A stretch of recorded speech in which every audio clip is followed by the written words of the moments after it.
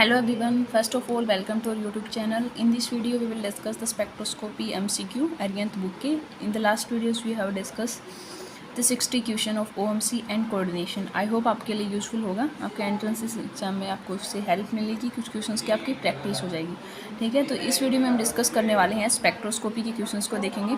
Chapters हम already discuss like UV है, आपकी IR है, NMR के भी शॉर्ट नोट्स ऑल हम डिस्कस कर चुके हैं. अगर आपने नहीं देखी है तो आप you can watch in the channel playlist में आप जाओगे तो वहाँ पे काफ़ी वीडियोस 500 प्लस वीडियोस अवेलेबल हैं चैनल के ऊपर, तो आप वो देख सकते हो. अगर MSc जो एंट्रेंस की तैयारी कर रहे हैं स्टूडेंट्स, उनको मैं रिकमेंड करूँगी कि एक तो सुपर ट्रिक्स वाली हैं, उसमें 15 से 20 वीडियोस हैं. उनको आप एक बार 1 या 2 आवर लगा के देख लो. 5 to 7 मिनट की ही वीडियोस हैं, बट उसमें आपके काफ़ी कंसेप्ट्स को एक रिवाइज हो जाएंगे. और एक जो शॉर्ट ट्रिक्स वाले और सुपर जो नोट्स वाले हैं, वो 2 प्लेलिस्ट तो आप मस्ट वॉच ही कर लो अपने एंट्रेंस से पहले. जो भी है आपने रिवाइज कर रखा है तो भी आपके लिए अच्छा है, फिर से रिवाइज हो जाएगा. नहीं कर रखा तो आपके लिए बेनिफिशियल रहेगा. ओके, तो हम अब इसके क्वेश्चंस को दिखाने वाले हैं आपके कौन से हैं आपके आर्यन बुक में. तो देखो फर्स्ट इसने बोल रखा है. वैसे देखो MSc एंट्रेंस की हम बात करें तो उसमें ज़्यादा आपके डीप में क्वेश्चन नहीं पूछते. आपको थ्योरेटिकल नॉलेज होनी चाहिए, चैप्टर की ओवरऑल नॉलेज. चैप्टर्स मीन्स आपको ज़्यादा आपको पढ़े होने चाहिए. ठीक है, ज़्यादा डीप में नहीं होता, इसमें न्यूमेरिकल टाइप नहीं होता है, क्योंकि IIT JAM में थोड़ा डीप में पूछते हैं, आपके न्यूमेरिकल्स भी जाता है. But IIT JAM LX CU set का देख लो आप, DU वगैरह का भी, तो आप क्वेश्चन प्रिपेयर देखोगे उनके, तो उसमें थ्योरेटिकल क्वेश्चन ज़्यादा पूछे गए हैं. ओके, तो आपको चैप्टर्स का एक बार कंप्लीट थ्रू आउट पढ़ लेना है जो भी, और आप लास्ट ईयर्स की क्वेश्चंस लगा के देखो आपसे कितने हो रही हैं, तो आपसे पता चल जाएगा कितनी प्रिपरेशन है आपकी. ठीक है, और एनी अदर कोई भी टॉपिक आपको जो इसके ऊपर आप वीडियोस आते हो कि उसके क्वेश्चन डिस्कस हो, तो आप वो कमेंट कर सकते हो. ठीक है, और जब क्वेश्चन देखो फर्स्ट क्या बोल रहा है कि जब कोई भी एक्सटर्नल मैग्नेटिक फील्ड हम अप्लाई कर रहे हैं तो what happen to the protons in a sample. तो सैंपल्स में क्या होता है, तो अगर स्पेक्ट्रोस्कोपी आपने पढ़ रखी है तो आप इस क्वेश्चन का आंसर देखते ही बता दोगे. हमने आपको बताया था कि कुछ प्रोटॉन हैं आपकी, जैसे आपने NMR की मेरी वीडियोस देखी होंगी, आपने किसी और से देखी होंगी, NMR पढ़ा होगा अपने BSCs में आता है आपका नॉर्मल. तो उसमें पहला ही प्रिंसिपल्स जो है आपका NMR का, या आप सिंपल स्पेक्ट्रोस्कोपी, तो उसमें 2 टाइप का आपने देखा होगा, प्लस हाफ होती है, minus half.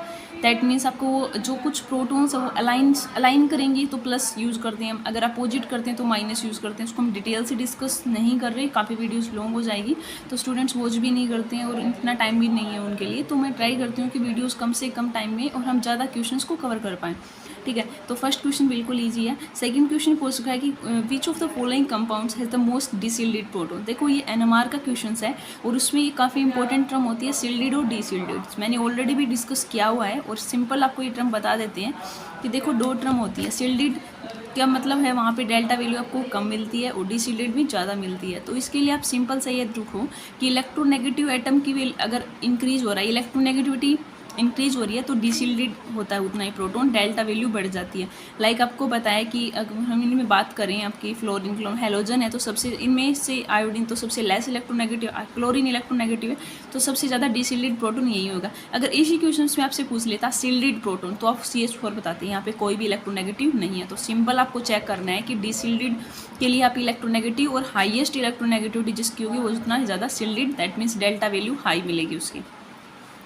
Arrange the following compounds in the order of decreasing chemical shift for the underlying hydrogens. ये वैल्यूज़ दे रखी हैं, तो सिंपल वही जो मैंने रीजंस बताया आपको. देखो अरेंज करना है आपको कंपाउंड्स को, केमिकल शिफ्ट से ही क्वेश्चन आया. अब की बार सिल्डेड की ना देकर उसने डेल्टा वैल्यू की टर्म में पूछ लिया, तो सिंपल आपको ये देखना है कि इलेक्ट्रोनेगेटिव एटम सबसे कौन सा है सबसे. अब आपको पता है कि सबसे ज़्यादा मैंने आपको बता भी रखा है F1 है, फ्लोरीन सबसे ज़्यादा, देन ऑक्सीजन नाइट्रोजन, बाद में आपके हेलोजन्स आते हैं like chlorine bromine iodine.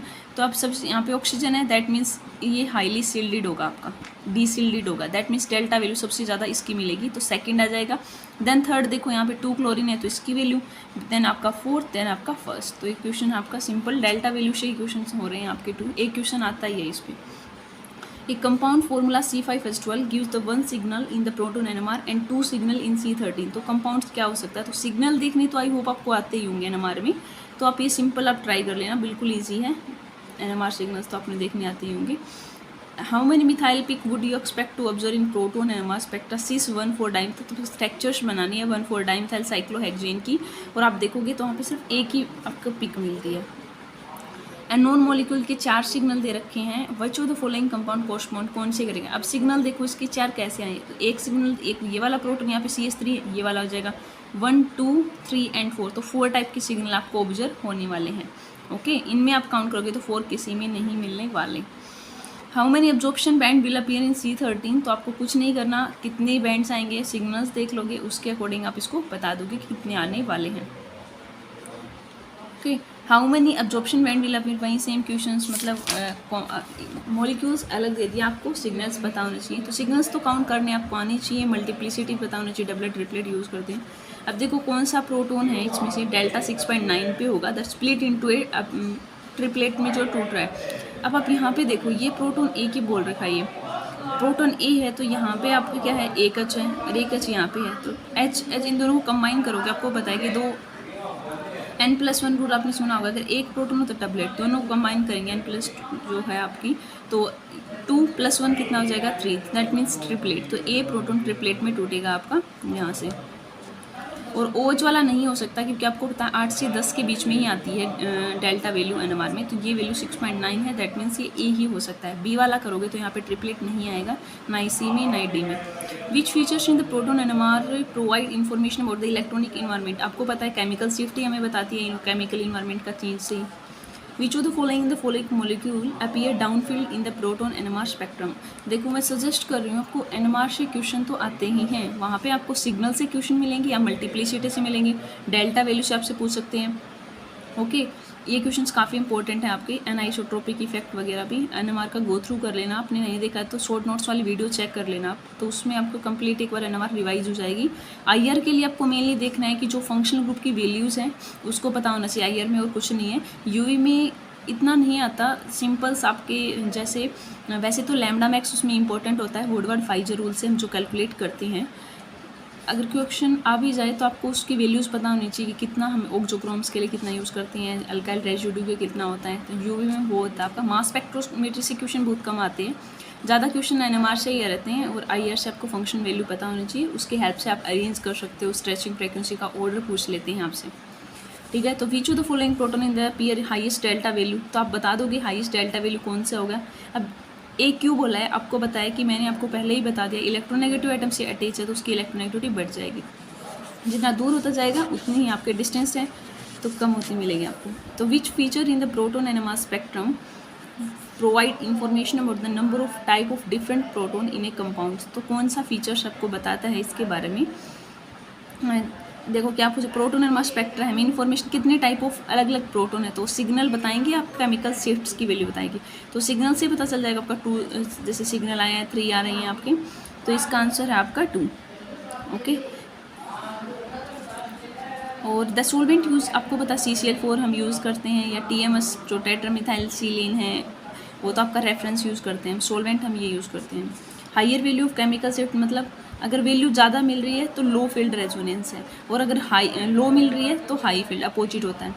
The factor which affect chemical shift, तो सारे इफेक्ट करते हैं, इंडक्टिव भी, रेजोनेंस भी, हाइड्रोजन, सारे फैक्टर अफेक्ट करते हैं।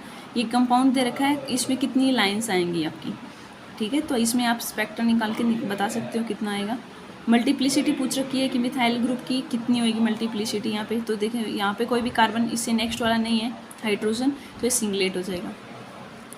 Chemical shift value HA, HB, HC phenol में दे रखा है, तो फिनोल की आपको पता 8 से 10 होती है, उससे नेक्स्ट वाले की उससे तो कम ही मिलेगी।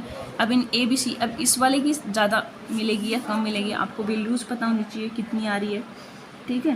पहले तो डेल्टा वैल्यूज़ की भी एक चार्ट है आपका NMR का, तो आप उसको वॉच करो, उसमें आपको वैल्यूज़ पता होनी चाहिए जो मेन है, जैसे CH की कितनी होती है डेल्टा वैल्यू, OH की कितनी होती है, कार्बोक्सिलिक की कितनी होती है, sp3 कार्बन, sp2, इनकी पता चल जाएगी तो आप इसकी आसानी से बता पाओगे, ठीक है।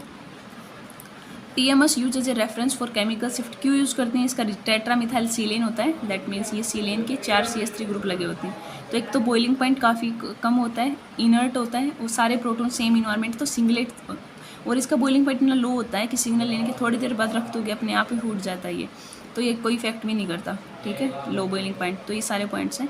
तो इस वीडियोस में हमने 20 क्वेश्चंस डिस्कस किए हैं, टोटल आपके 41 क्वेश्चन है। नेक्स्ट 20 क्वेश्चन हम नेक्स्ट वीडियोस में डिस्कस करेंगे। आपके लिए यूजफुल है तो आप कमेंट करो, ताकि मेरे को भी थोड़ा मोटिवेशन मिले कि हम वीडियोज़ अपलोड करें, हाँ स्टूडेंट्स को हेल्पफुल मिल रही है। अगर आप इंटरेस्टेड नहीं हो तो मैं भी वीडियोज़ बनाने बंद कर दूँगी। ठीक है। तो मैं अपना बिजी शेड्यूल सोने के बाद भी वीडियोस अपलोड करती हूँ ताकि स्टूडेंट्स को कुछ हेल्पफुल हो। तो आप भी सपोर्ट करो, चैनल्स को शेयर करो जिसको भी ज़रूरत है। Okay, thanks for watching my channel.